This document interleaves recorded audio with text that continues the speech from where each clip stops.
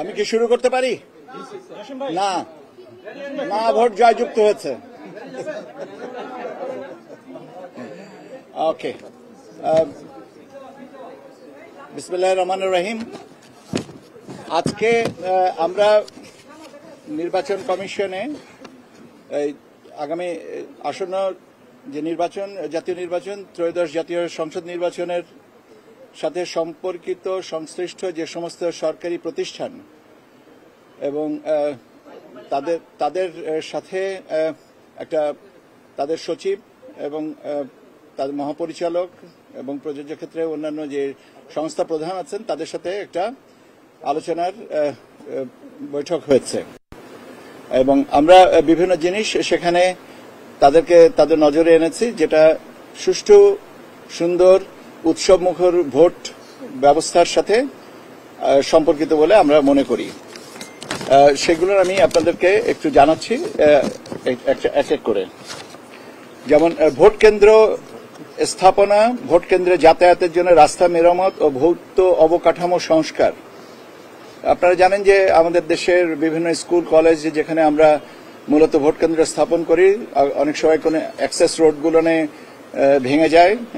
বৃষ্টির দিনে মাটির রাস্তা হলে সেটার অংশবিশেষ বিলুপ্ত হয়ে যায়, যাতায়াতের সমস্যা হয়। ফেব্রুয়ারিতে যেহেতু আমাদের ইলেকশন হবে, সেই সময় শীতের দিন, অতএব এই অসুবিধাটা নিশ্চয়ই থাকবে না, কিন্তু রাস্তাটার মান উন্নয়ন করার দরকার যাতে মানুষের যাতায়াতের পথ সুগম হয়। সেই জন্য যার যার অধিক্ষেত্রের দেখে যে তারা ব্যবস্থাটা নেবেন। যেমন আপনার স্থানীয় সরকার বিভাগ থেকে এলজিইডি ডিভিশন, প্রাইমারি স্কুলগুলো দেখেন, আপনার মাধ্যমিক এবং উচ্চ মাধ্যমিক শিক্ষা থেকে যারা দেখেন, আপনার ওদের ইঞ্জিনিয়ারিং ব্যুরো আছে, এরা রোডস অ্যান্ড হাইওয়েজ এনাদের আছে, সেগুলো মোটামুটিভাবে আমরা তাদের নজরে এনেছি। তারা ইনশাল্লাহ এটার দায়িত্ব নেবেন এবং আমাদের ধারণা যে ডিসেম্বর থেকে জানুয়ারির মাঝামাঝি নাগাদ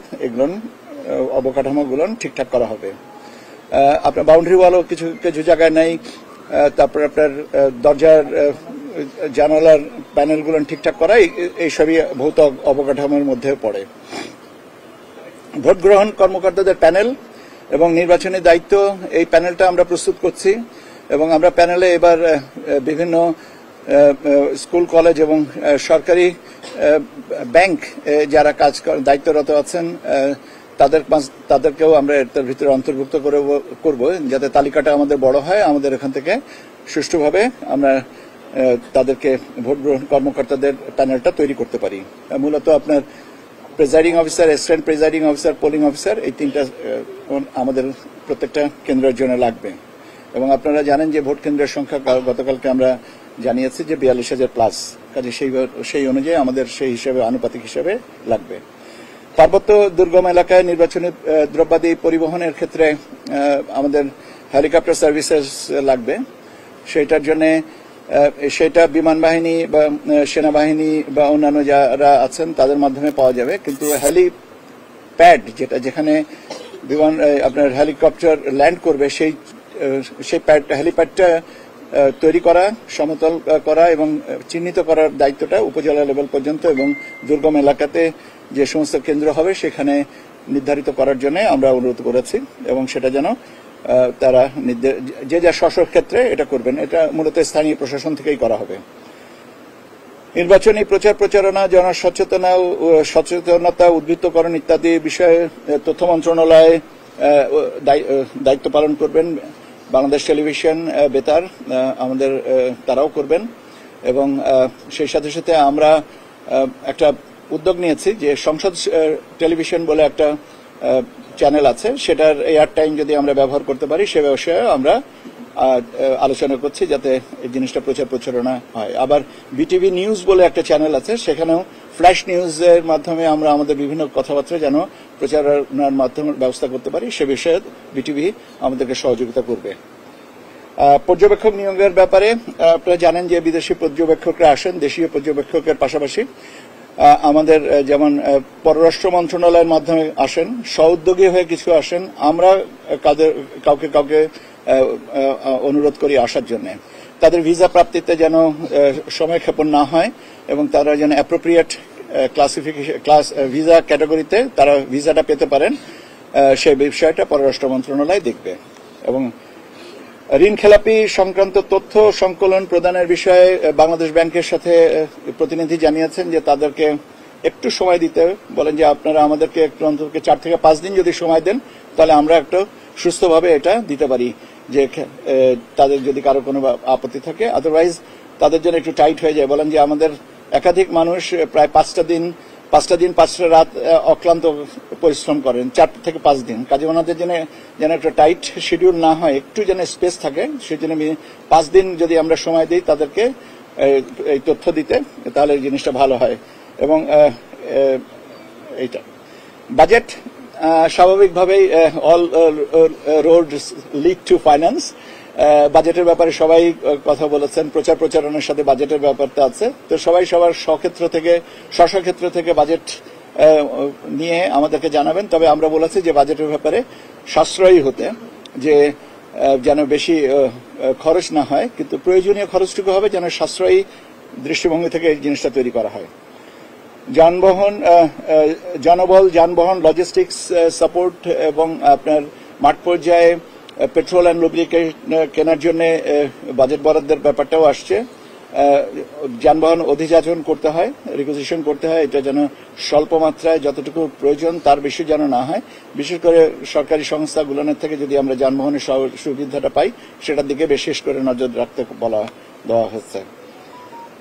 শান্তি শৃঙ্খলা নিশ্চিতের জন্য স্থানীয় প্রশাসন এবং এক্সিকিউটিভ ম্যাজিস্ট্রেট নিয়োগের ব্যাপারে জনপ্রশাসন সচিব ছিলেন, এখানে সিনিয়র সচিব ছিলেন এবং মন্ত্রিপরিষদ সচিব এবং আপনার স্বরাষ্ট্র সচিব সবাই আর কি যেটার দিকে বলেছেন যে আমাদের দেখেছে যে তফসিল ঘোষণার পর থেকে যখন এক্সিকিউটিভ ম্যাজিস্ট্রেটরা কাজ করা শুরু করেন তখন তাদের সংখ্যা কম থাকে এবং তাদের মুভমেন্টের জন্য কিছু অসুবিধা হয়।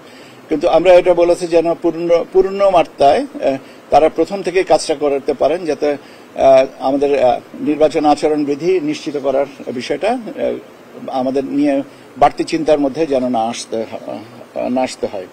এবং যে প্রয়োজনীয় পরিমাণ জুডিশিয়াল ম্যাজিস্ট্রেট যারা, তাদেরকেও জুডিশিয়াল সার্ভিসেস যে কমিটি করা হয়, আইন মন্ত্রণালয় থেকে বলা হয়েছে যে আমরা যে অনুরোধটা করব সেটা তারা ওইভাবেই তাদের কি বলে কমিটি করে দিবেন, বা কমিটির জন্য আমাদের পর্যাপ্ত লোক দিবেন, আমরা এখান থেকে করে নেব। বার্ষিক এবং পাবলিক পরীক্ষার সময়সূচি নিয়ে আমরা বলেছি যে যেহেতু ফেব্রুয়ারিতে নির্বাচন, ইউজুয়ালি ফেব্রুয়ারিতে এসএসসি এইচএসসি পরীক্ষাগুলো থাকে না, তারপরে রোজা, কাজেই এই জিনিসটার দিকে দৃষ্টি রাখতে হবে যেন আমাদের পাবলিক পরীক্ষার সাথে কনফ্লিক্ট না করে নির্বাচনকে। বিদ্যুতের ব্যাপারে নিরবিচ্ছিন্ন বিদ্যুৎ সরবরাহের ব্যাপারেও আমরা বলেছি যে আমরা বিশেষ করে ভোট গ্রহণ তো হয় বিকাল 4টা পর্যন্ত, তারপরে ভোট কাউন্ট করতে করতে হয়তো একটু বেশি সময় লাগে এবং পেরিফেরির মধ্যে যারা থাকেন ভোটার, তাদের ভোট গ্রহণ নিয়ে অনেক সময় একটু বেশি সময়ও লেগে যায়। কাজে বিদ্যুতের প্রভাবটা যেন নিশ্চিত করা যায় সেই জন্য আমরা বিদ্যুৎ সচিব ওনার দৃষ্টিতে বিষয়টা এনেছি। মেডিকেল টিম গঠন করা, যাতে আনফরচুনেট কোনো কিছু যদি হয় তাহলে সেটা যেন আমরা সামাল দিতে পারি। মেডিকেল টিমগুলো রাখা, কেন্দ্র ভিত্তিক বা ক্লাস্টার করে মেডিকেল টিম রাখবেন, স্বাস্থ্য মন্ত্রণালয় স্বাস্থ্য বিভাগকে সেভাবে বলা হয়েছে।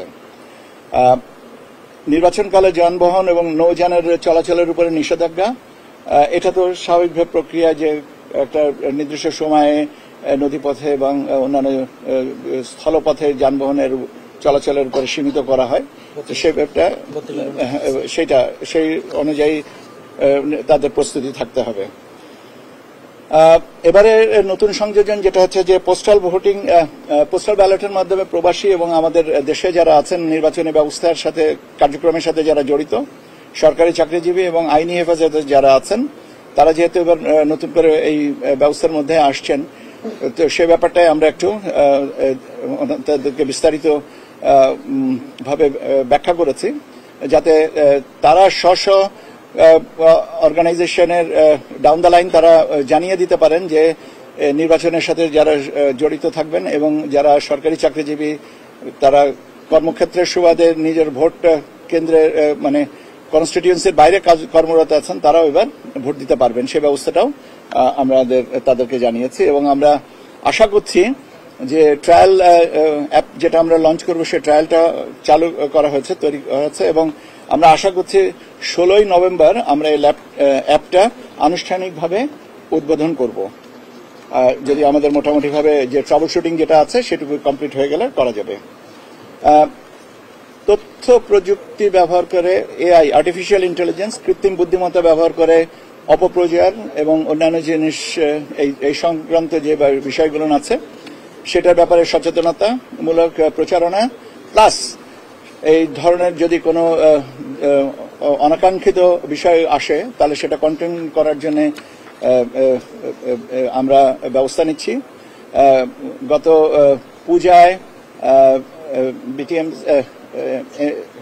এনটিএমসি থেকে একটা অ্যাপ আপনার ব্যবহার করা হয়েছিল সেটার নিয়েও আমরা আলোচনা করেছি সেটার উপযোগিতা আমাদের যদি নিশ্চিত করা যায় তাহলে আমরা সেভাবে আগাবো এর সাথে আমাদের এখানেও একটা সেল গঠন করা হবে যাতে এই জিনিসটা অপপ্রচার যে কোনো ভাবেই আর কি কন্টেইন করার জন্য করা যেতে পারে যাতে অন্ততপক্ষে আপনার ভুল তথ্য ভুল প্রচারণার মাধ্যমে মানুষকে যেন বিভ্রান্ত না করা হয় সঠিক তথ্য প্রবাহটা যেন নিশ্চিত করা যায় সাম্প্রদায়িক সম্প্রীতি রক্ষা সহ অন্যান্য যে শৃঙ্খলা আইন শৃঙ্খলা বিষয়ে যে নিরাপত্তা নিশ্চিত করার বিষয়গুলো নিয়েও আলোচনা করা হয়েছে এটা রুটিন ম্যাটার এবং এটা রেগুলার পদ্ধতিতে স্বরাষ্ট্র মন্ত্রণালয় নিজের কর্মক্ষেত্রের বলয়ে এটা করছেন এবং এইটা মোটামুটিভাবে এই ছিল আজকের এবং আর একটা প্রশ্ন আসছিল যে মাঠ পর্যায়ে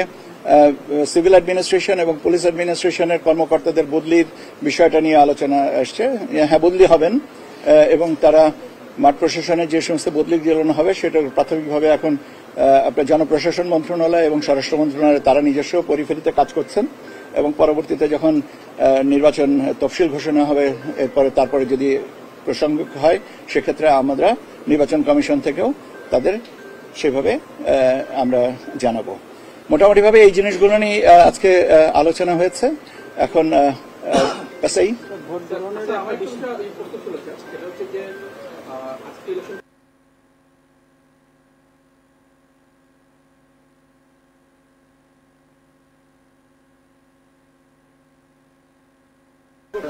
প্রতীক দিবে তাহলে হঠাৎ করে শাপলা হোলি যুক্ত করা হলো কোন বিধিবিধানের আলোকে এক আর দ্বিতীয়ত হচ্ছে ইলেকশন কমিশন মনে করে কিনা যে একটি দলের দাবির প্রেক্ষিতে এই সংশোধন ফলে অন্য অন্য দলগুলো ইলেকশন কমিশন হচ্ছে আরো অনেক বেশি দাবি করতে পারে এবং যেটা ইলেকশন কমিশনের জন্য এইভাবে বারবার সংশোধনের প্রশ্ন আসতে পারে আমরা নির্বাচন পরিচালনা বিধিমালার এই তফসিলটা সংশোধন করা হয়েছে কিছু কিছু প্রতীক নিয়ে কিছু কিছু আমাদের বিরূপ মন্তব্য আমরা শুনেছি যে এটা রাখলে কেন এটা না রাখলে ভালো হতো এটা রাখা কি যৌক্তিক হয়েছে কিনা এরকম এই বিবেচনায় আগে যে 115টা প্রতীক ছিল তার থেকে আমার যতদূর মনে পড়ে আমরা 16টা প্রতীককে বাদ দিয়ে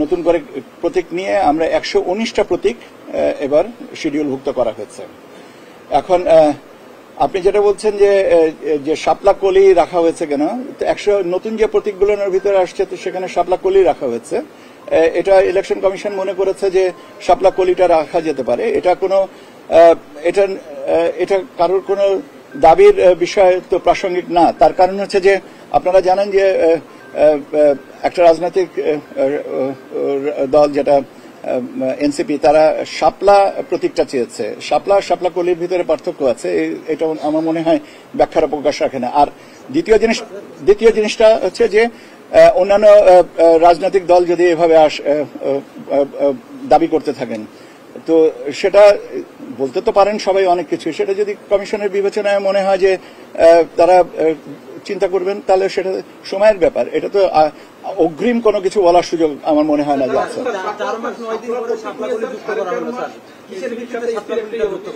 কিসের ভিত্তিতে আমি বললাম তো যে এটা কিছু কিছু প্রতীক সম্পর্কে বিরূপ কিছু মতামত আমাদের কানে এসছে, যেমন আসছে সেই কথাগুলো, সেই জিনিসগুলো কমিশন মনে করেছে এটা সংশোধন করার দরকার বা করা যেতে পারে, সেই বিবেচনায় এটা করেছেন। এখন আপনি যদি বিবেচনার প্রেক্ষাপটটা জানতে চান যে বিবেচনাটা কেন করা হয়েছে, এটা বললাম। এখন যেহেতু বিরূপ কিছু সমালোচনা আসছে, সেই জন্য এটা বাদ দিয়ে কিছু নতুন কথাও আসছে, সেটা কিছু বিয়োজন কিছু সংযোজন এই করে 119টাতে এসছে। আমার প্রশ্ন হচ্ছে যে এনসিপি বলেছিল যে ইলেকশন কমিশন শাপলা প্রতীক যুক্ত না করে স্বৈরাচারী আচরণ করছে, আপনারা কি মনে করেন যে এসি স্বৈরাচারী আচরণ থেকে ফিরে আসছে? এটা ব্যাপার হচ্ছে যে কোনো একটা রাজনৈতিক দলের মন্তব্যের উপরে আমার কি মতামত করা উচিত, মন্তব্য দেওয়া উচিত? কেন এটা তো আমার মনে হয় যে আমার এখতিয়ারাধীন নয় এবং আমার মতামত দেওয়াটাও উচিত না। এখন আমাকে কে ভালো বললো বা খারাপ বললো, আমরা আমাদের নৈতিক দায়িত্বটা পালন করতে থাকি, সেটাই হচ্ছে আমাদের দরকার।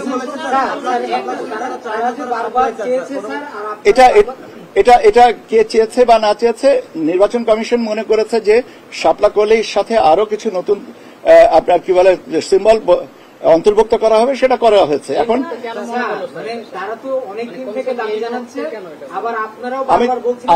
আমি বারবার করে বলছি যে আমি বারবার করে একটা জিনিস বলছি যে কিছু প্রতীক সম্পর্কে কিছু বিরূপ মতামত মন্তব্য আসছে over the period of time. কোন একটা পর্যায়ে কমিশন মনে করেছে আচ্ছা ঠিক আছে, এটা সংশোধন করলে করা যেতে পারে, সেই হিসেবে করেছে। এখন আর তখনের ব্যাপারটা তো না, ব্যাপারটা হচ্ছে যে করাটা দরকার মনে করেছে। এটা আজকে যেমন করেছে, যদি ভবিষ্যতে প্রয়োজন হয় আবার সংশোধন করবে, এটা তো কোনো স্ট্যাটিক কোনো বিষয় না। এটা যে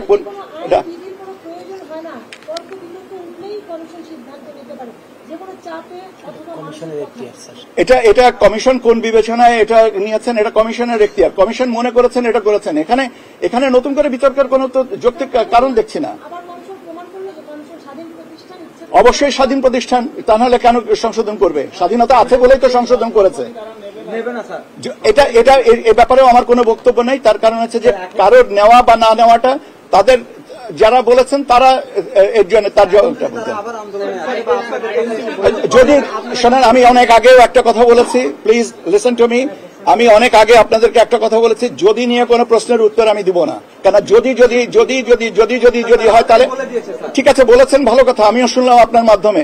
এরপরে যদি কমিশন যেটা মনে করবেন সেইভাবে করবেন।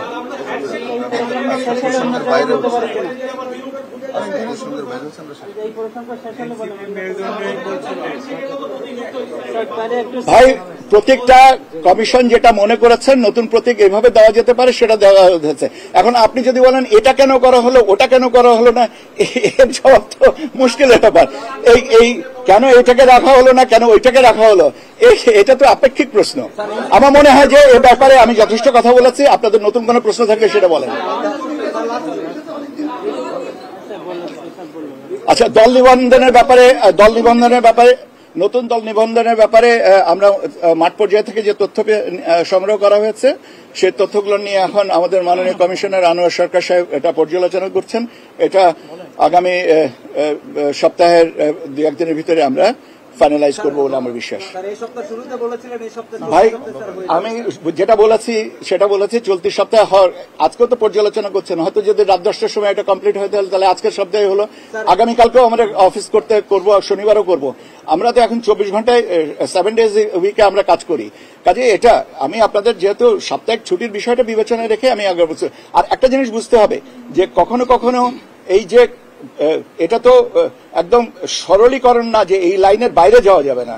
আমাদের একটা সুষ্ঠু জিনিসকে আনার জন্য যে প্রয়োজন, যতটুকু পর্যালোচনা করার দরকার, আপনাদেরই তো উচিত যে আপনাদের বলা উচিত যে ভালোভাবে পর্যালোচনা করে দেন যেন ত্রুটি মুক্ত থাকে। এখন গতকালকে এটা দিতে চেয়েছি বলে আজকে এটা দিলে কি অশুদ্ধ হবে? আমার মনে হয় যে না। একজন প্রশ্ন করেন, গণভোট নিয়ে কোনো আলোচনা হয়নি।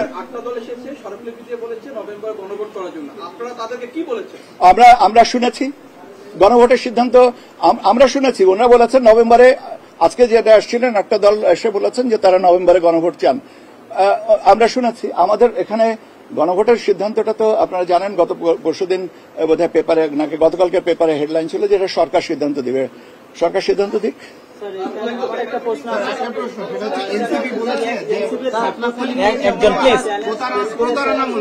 ভাই আমি আপনাদেরকে বারবার করে একটা জিনিস বলছি, কোন একটা রাজনৈতিক, আমি একটা জিনিস বলেনি, কোন একটা রাজনৈতিক দলের মন্তব্যের উপরে মতামত দেওয়ার আমি দেব না, প্লিজ। আমি আবারও বলছি, কোন একটা রাজনৈতিক দলের কোন মন্তব্যের উপরে মতামত আমি দিব না। আমি শুধু কমিশনের পক্ষ থেকে যেটা বলার দরকার আমি সেটুকুই বলছি। কে কি না, ভোটকেন্দ্রের বিষয়ে আগুন অগ্নি, এটা ফায়ার সার্ভিসকে সেন্সিটাইজ করে রাখার কথা বলা হয়েছে, স্বরাষ্ট্র মন্ত্রণালয় এটা দায়িত্ব নেবে। ভাই একসাথে সবাই উত্তর প্রশ্ন করলে তো হবে না। আজকের আলোচনাটার মধ্যে আসেন, মাননীয় প্রধান উপদেষ্টার দপ্তর থেকে এই ব্যাপারে প্রেস ব্রিফিং করা হয়েছে, সে ব্যাপারে আমি আর কোনো কথা বলবো না, কেন ওনাদের দপ্তরের প্রেস ব্রিফিং ওনারা করে দিয়েছেন, আমি আবার বাড়তি কেন বলবো এটা। সবচেয়ে বড় যে চ্যালেঞ্জ বিগত বিতর্কিত তিনটা নির্বাচনের কথা বলা হয় যে তারা দায়িত্ব পালন করেছিলেন, কিন্তু এই যে ত্রয়োদশ সংসদ নির্বাচনের দল নিরপেক্ষ ব্যক্তি নির্বাচনের ক্ষেত্রে যারা ভোট গ্রহণ কর্মরত দায়িত্ব পালন আইন শৃঙ্খলা বাহিনী, সেই বিষয়ে আপনি একটু বলেছেন, প্যানেল করছেন, আসলে প্যানেলটা করার পরে এই দল নিরপেক্ষ ব্যক্তি কিভাবে নির্বাচন করবেন আর এটা আপনাদের চ্যালেঞ্জ মনে করেন কিনা, এবং সেটা কি এটার ব্যাপারে কোনো তদন্ত করবেন এটা এই জিনিসগুলো ডিপেন্ড করবে না। আমরা প্যানেলটা তৈরি করার পরে কমিশন সিদ্ধান্ত নেবেন যে কিভাবে এটাকে যাচাই বাছাই করবেন। নিশ্চয়ই স্ট্যান্ডার্ড অপারেটিং প্রসিডিওরে আমরা এটাকে করব। শোনেন, আমরা চেষ্টা করছি যতটুকু নিরপেক্ষ করা যায় এবং সব কিছুই আমাদের চেষ্টা আছে। আপনারাও যদি এখানে দেখেন যে কাউকে মনে হয় যে এনার এই প্যানেলভুক্ত এই ব্যক্তি সম্পর্কে, এটা সংশোধনের ব্যবস্থা করাই যাবে।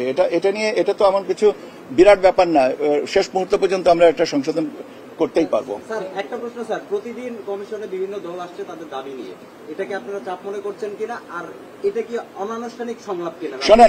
শোনেন, নির্বাচনের সাথে তিনটা মূল ধারা, একটা হচ্ছে যে রাজনৈতিক দল যারা ভোটে অংশগ্রহণ করবেন, ভোটার এবং নির্বাচন কমিশন। কাজে তিনটা কি বলে মেইন স্ট্রিম একটা আর একটার সাথে ইন্টারাক্ট করতেই আসবে, এবং করতে আসার অর্থই না যে আমাদের সাথে দেখা করতে আসলেই যে আমরা চাপের মুখে আছি, এটা চিন্তা করাটা আমি মনে করি অত্যন্ত অমূলক। আপনাদের সবাইকে ধন্যবাদ।